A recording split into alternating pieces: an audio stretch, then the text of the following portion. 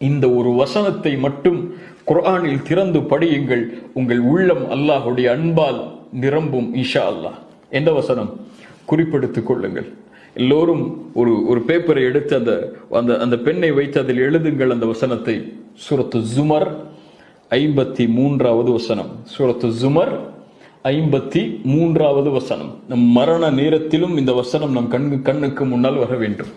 மலக்குல் மௌத் எம்மை அழைக்க வரும்போது, அல்லாஹுவை சந்திக்க செல்லக்கூடிய அந்த நேரத்தில் இந்த வசனம் எம் கண்களுக்கு முன்னால் ஓட வேண்டும். குல் யா இபாதியல்லதீன அஸ்ரஃபு அலா அன்ஃபுஸிஹிம் லா தக்னது மிர் ரஹ்மத்தில்லாஹ். சுப்ஹானல்லாஹ். அல்லாஹ்வுடைய அருளை இதைவிட எப்படி விளக்குவது? வரம்பு மீறி தங்களுக்கு தாங்களே அநீதம் செய்து, அஸ்ரஃபு வீணடித்து தங்களையே வரம்பு மீறி பாவம் செய்த என் அடியார்களே, சுப்ஹானல்லாஹ். அல்லாஹ்வுடைய ரஹ்மத்தை பாருங்கள். அவன் அல்லாஹ்விற்கு மாறு செய்கிறான், அல்லாஹ்விற்கு பாவம் செய்கிறான், அல்லாஹ் இட்ட கட்டளைகளை மீறுகிறான்.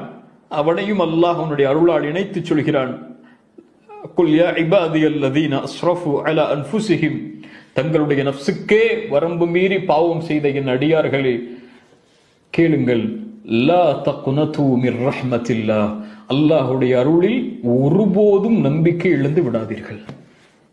எந்த நேரத்திலும், எந்த சூழ்நிலையிலும், எந்த இருள் சூழ்ந்தாலும், எந்த பிரச்சனையால் உங்களுடைய வாழ்வு சூழ்ந்தாலும், எந்த கவலையால் உங்களுடைய வாழ்வு சூழ்ந்தாலும், இந்த உலகமே உங்களை புறக்கணித்து விட்டாலும், இந்த உலகமே உங்களை எதிர்த்து விட்டாலும், உங்களை ஏற்றுக்கொள்ள இந்த உலகத்திலே யாரும் இல்லை என்றாலும், இந்த உலகம் உங்களுக்கு எதிராக திரும்பிவிட்டாலும், பொருளாதார நெருக்கடியால், நோய்.